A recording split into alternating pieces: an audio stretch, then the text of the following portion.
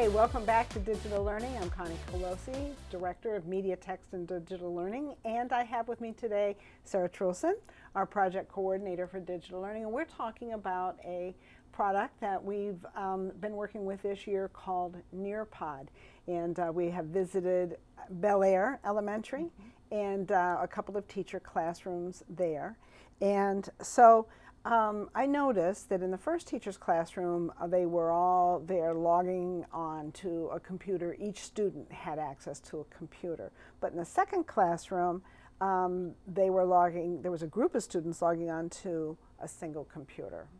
Yeah, that's what's kind of nice about Nearpod. If you have chances during the week or during the day to have a computer lab, or if you're fortunate enough to have a device for every student, all the time, then it works great that way. Students can log in and do independent lessons where the teacher's not running the show, and you'll notice, you may see that in this clip a little bit towards the end, but in Miss Gilbert's class, she'll often do a mini lesson with the students, do some collaboration, and then she does have a situation where all the kids also have laptops.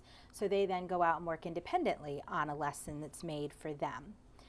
But sometimes that's not the case. Maybe you only have 5 iPads or 5 laptops in your room. It works really well also to kind of create those small groups and have the kids kind of collaborate together as a team and submit responses and brainstorm. So it really will work well in whatever situation you have or the kind of technology that you have available.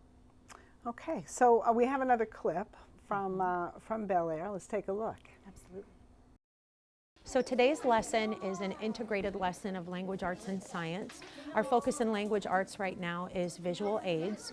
And so to meet that standard, I did a whole group lesson using Nearpod to explain visual aids. I used the whole group lesson over 2 days. So we really dove into maps, diagrams, and tables. That was our purpose.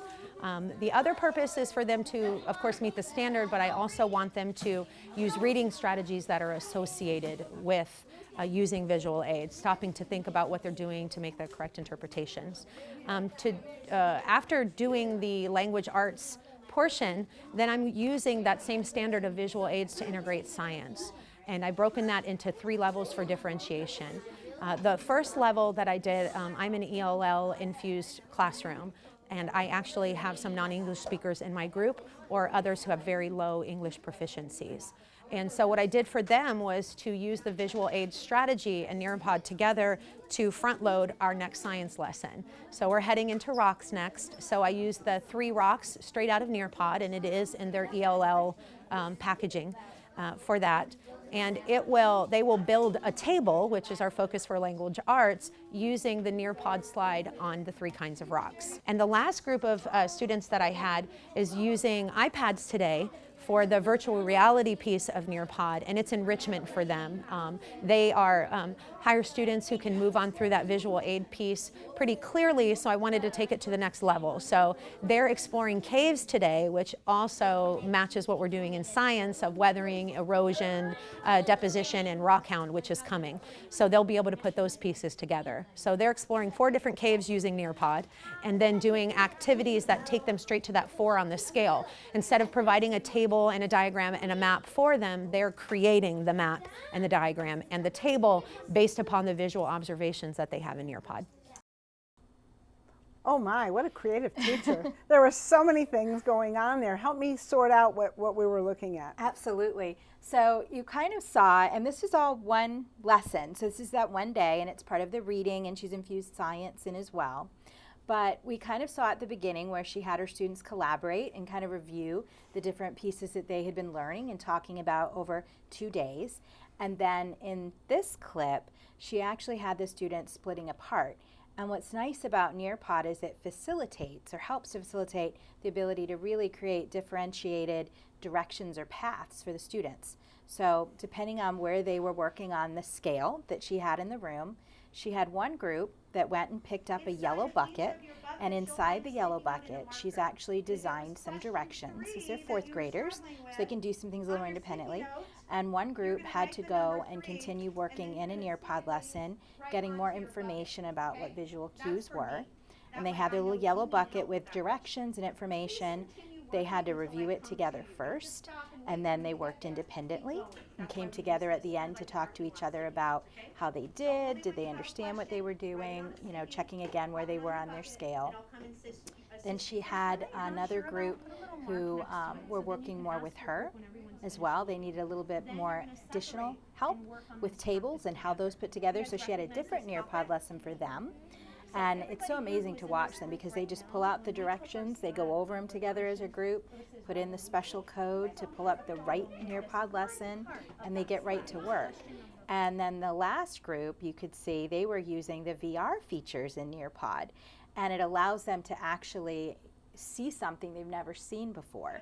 So a lot of those students had never been in a cave, and so it was so cool being in the classroom with them when they were first seeing what those different caves look like, because they were just so excited and thrilled, and they were wandering around the room turning upside and down so they could see all directions, and it really placed them in those caves. And once they were kind of done with that exploration, they had to go back and look at the directions again of what she'd asked them to do and actually start creating those tables themselves. And what's kind of neat is she had a nice procedure where they had the buckets, and if they had questions, they had to put a sticker on the bucket with what question they were stuck on so she could see from any point in the room and know that she was going to have to stop by that group because they had a question about a specific thing that she could help them with. So they really have, with the help of Nearpod and some other just best practices, she's created that culture in her room so that the kids can be independently working on the spot where they need to be to help them grow as learners. Wow. So, yeah. That is amazing. We Yeah. need to clone her. I know, right? It's exciting. So we do have one more clip. What are we going to see Yeah. here? So in this clip, we are going to hear a little bit from the students and see what their thoughts are and how they're using Nearpod as well. All right. We use it for math. Tell me more. We use it for math, like angles, and like our teacher puts some like games in it so that can help us learn more. And it could be fun. Also the videos Videos. How do those videos help you? to see what we're also learning about and get a better picture of it. It like this activities that Miss Gilbert gave us. There's like videos. I just watch them, and then it helps me understand how it looks like or how it works, so I can do it in my journal. These words, you have to sort them, like the different or they're the same, or you have to use them in the sentence, like the matching games. We have that. It helps to know what is erosion, like you just match them to know the difference between them. Those kids are precious, and they know what they're learning.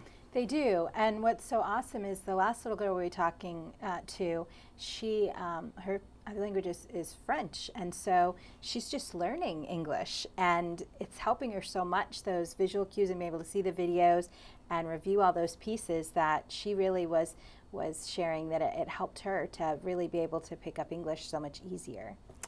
Well, we're really appreciative for the work Tina Gilbert's doing, and we do have another clip back from Miss Sinelli's class. Yes. So let's see her in action. Who is that? Lawrence.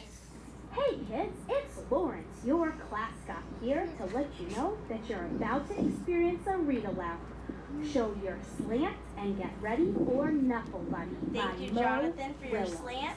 So let's think about how we can imagine this now. We're going to do something with our partners where we're acting this out.